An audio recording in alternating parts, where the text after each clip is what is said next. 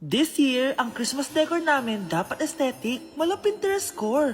Minimalist but magical. Nay, ganito yung gusto kong Christmas decor. Need na lang natin ng ribbons, garlands, glitters, and maybe a glue gun. Tingnan mo, may ilaw pa sa bintana mo. Anong gusto mo, magparol show? Nay, trust the vision. Sige, basta, huwag kang gagastos ng bongga ha. Wow, ang ganda nito. Grabe, ang dami ng tao. Christmas season na nga talaga. Okay, good. Secured. Ayan, all added to basket na. Ayan, secured na talaga.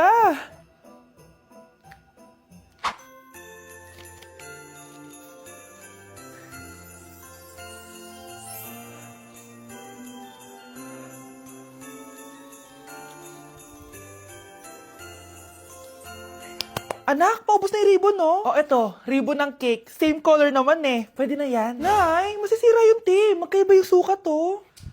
Nay, ba't mo inapin yung electric fan? Mainit kasi. Ay, Diyos ko, ang kintab ng pusa. Ang gulo na tuloy. Gusto ko lang naman maging maganda to eh. Anak, maganda naman oh. Tingnan mo. At least, nagkaroon tayo ng mother-daughter bonding. Parang okay naman. O, di ba? I'm the OG interior designer.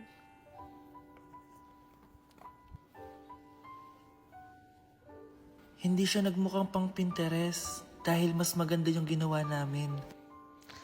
Eto, Nay, para sa'yo. Oh, ano to, anak? Nakita ko kasi yan sa National Bookstore. Tapos naalala ko, di ba gusto mo ng planner na galing sa mga coffee shop? Kaya binili ko na yan. Baka maging acidic pa tayo kakakape natin. Makuha lang yung planner na gusto mo. Tsaka binilhan din pala kita ng pouch. Lagayin mo na kung ano-ano, Nay. Oh. Aw, thank you, anak. Welcome, Nay.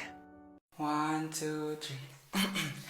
'Cause my heart starts beating triple time with thoughts of loving you on my mind. I can't figure out just what to do when the cause and cure is you. I get so weak in the knees, I could hardly speak. I lose all control, and something takes over me in the days, and it's so amazing. It's not a phase. I want you to stay with me, but my side to swallow my pride. Your love is so sweet, it knocks me right off of my feet. Can't explain why your love, it makes me weak, yeah. Be, boyfriend ko nga pala. Ang pogi, no? Hi, Scarlett. Pogi ba yan? Mukhang talampakan. Oo, be. May itsura siya. O, di ba? Mukhang Korean. Be, ang ganda ng makeup ko, no? Slay, di ba? Slay ba yan? Mukhang pampatay yung makeup. Oo, be. Slay! Di ba? Pwede na ako maging makeup artist. Makeup artist ng mga patay. Akin ka lala! Ganda ng boses ko, no? Oo, be. Ang lamig ng boses mo. Ano kaya maganda i-cover next? Siguro cover your mouth na lang. Scarlett, okay ka lang? Akala mo ang pogi ng boyfriend mo? Ang pangit niya! Mukha siyang ingrown! Wala kang taste! At ikaw naman, akala mo slay ang makeup mo? Hindi! Mukha kang ililibin! Alam ko na kung ano next na i-cover mo! Yang bibig mo! Di ka naman marunong kumanta! Ang baho pa ng hininga mo! Grabe ka naman! Sorry guys, di ko mapigilan di man lait. Okay class, the nomination for Muse is now open. Ma'am, I nominate myself. Subukan niyo mag-nominate ng iba. Pa-main character talaga siya oh. Ma'am, I nominate Scarlett.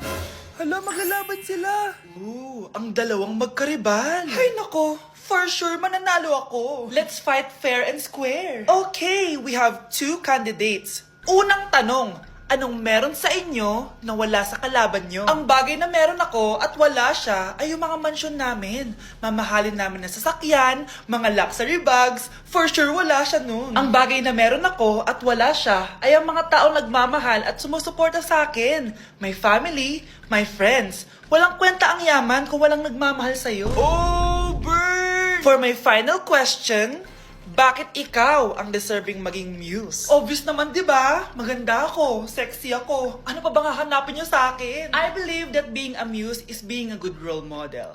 I am confidently beautiful to show the classroom, the school rather, that I have what it takes to be a good role model. And I thank you. We love you, Scarlett! Itaas ang kamay kung boto kay Cheska.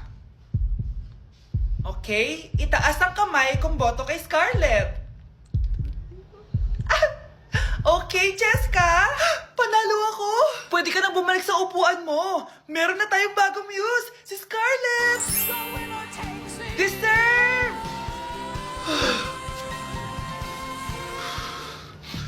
Hello? May ipapatumba ako sa'yo. Hala!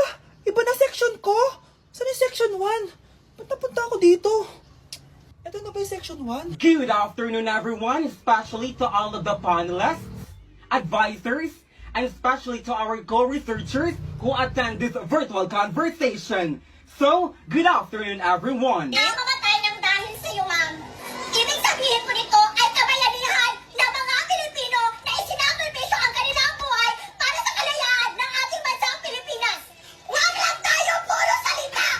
Dapat ipinapakita din natin sa ating ginagawa! Ikaw, bago ka lang dito, di ba? What is the biggest mistake? Ma'am, the biggest beef stick. Anong beef steak, ha? Alis na ako dito. Huwag niyo ko ikulong! Hindi ako scammer! Itigil niyo na yan! Hindi si nanay ang scammer. Pero nasa bahay na to, ang totoong scammer. Hoy bata, huwag kang mangialam. Wala ka namang ebidensya. Pero nay, alam ko hindi ko yung scammer. Tara na, sumama ka na sa akin. Mga anak, aayusin ko to ha. Babalik din ako, okay? Kung sino man sa inyo yung totoong scammer, umamin na kayo. Nakulong si nanay, di ba? Ate, walang may gustong makulong si nanay. Tsaka bakit kami lang tatlo sinisisi mo? Eh baka ikaw talaga yung totoong scammer. Imbes na magsisihan tayo, magtulungan na lang tayo para kay nanay. Malalaman ko rin ng totoo. Delivery po. Gabi na, may nagde-deliver pa? Kuya, kaninong parcel yan? Kay Susan po ulit. Ha? Paano nangyari yun? Eh, nasa kulungan na si nanay. Aba ma'am, hindi ko po alam. Taga-deliver lang po ako eh. Sige na po. Oh, nasa gitna yung kalaban ha. Hoy, ayusin mo na itong mga damit mo. Ilagay mo muna dyan sa kama. Oh, ayun na! Paano naman ito laman ng parcel na to? Nakakainis, talo na naman. Ano ba to? Ba't nandito to? Ito ba yung galing sa scam? Sabi ko na nga ba, ikaw yung scammer! Ate, hindi ako yung scammer. May parcel na dumating at nakapangalan kay nanay. Di ba pang computer to? Eh, ikaw lang naman mahilig mag-computer dito eh. Ano na namang scam ang ginawa mo? Pasalamat ka, minor de edad ka pa. Bawal ka pa makulong. Pasensya na sa ginawa ng anak ko. Pagsasabihan ko to. Basta wag na uulitin ha. Ako na magbibigay sa mga may-ari neto. Sige na. Ang galing mo talaga. Oh, ito. Sino to cellphone?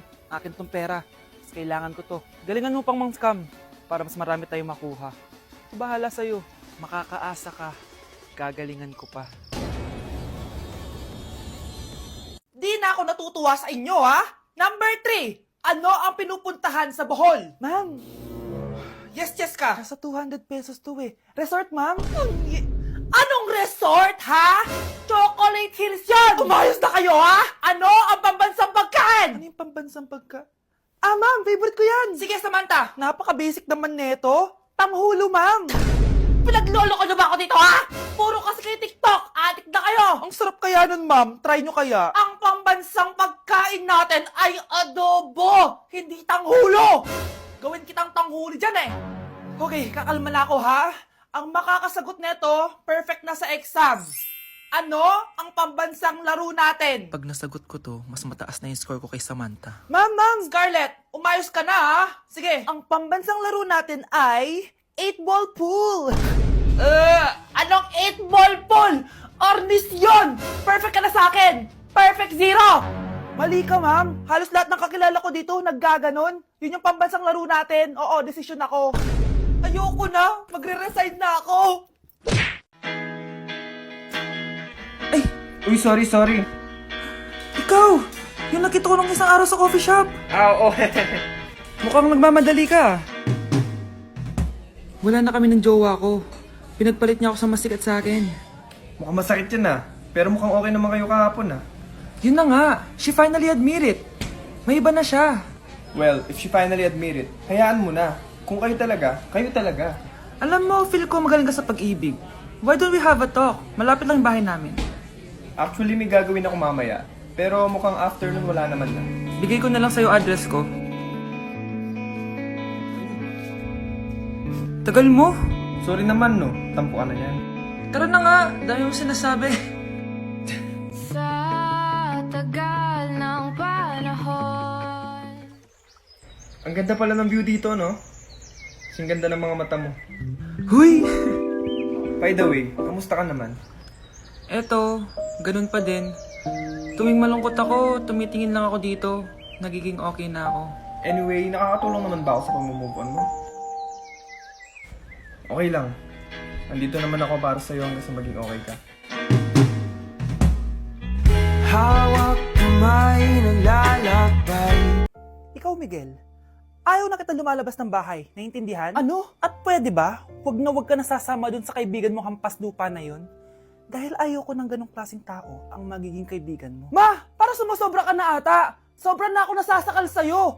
Tsaka tumatanda na ako! Anak pa din kita! At nanay mo ko. Kaya sundin mo ang gusto ko. Pero Nay, gusto ko si Scarlett. Parehas kami ng nanay ni Michael. So ibig sabihin nun, magkapatid kami. Sinong kapatid mo, anak? Wala po, Tay. Bakit po? Anak, wala na ako sa trabaho. Tay, pero wag ka mag-alala, anak. Iisip ako ng paraan. Hindi tayo maghihirap. Magtutulungan tayo dito, Tay, ha? Kaya natin to. Salamat, anak. Susan, sure ka ba dito? Last money ko na kasi to eh. Magtiwala ka lang, Ramon. Para sa anak mo. O, ito na mga pinagawa mo, ha? Magbenta na tayo. Tara na. Sige, tara. Scarlett, ayaw sa'yo ng nanay ko. Ayaw niya akong magipagkaibigan sa'yo. Pero hindi niya ako mapipigilan. Michael, may kailangan din akong sabihin sa'yo. Yung nanay mo, tsaka yung nanay ko. Kailan ka pa natutong hindi sumunod sa akin, Michael, ha? Ma, dahil ba sa babaeng to? Please, tama na! Ayaw mo talaga makinig sa akin? Pwes, ipapadala na kita sa US at doon ka na mag-aaral. Michael,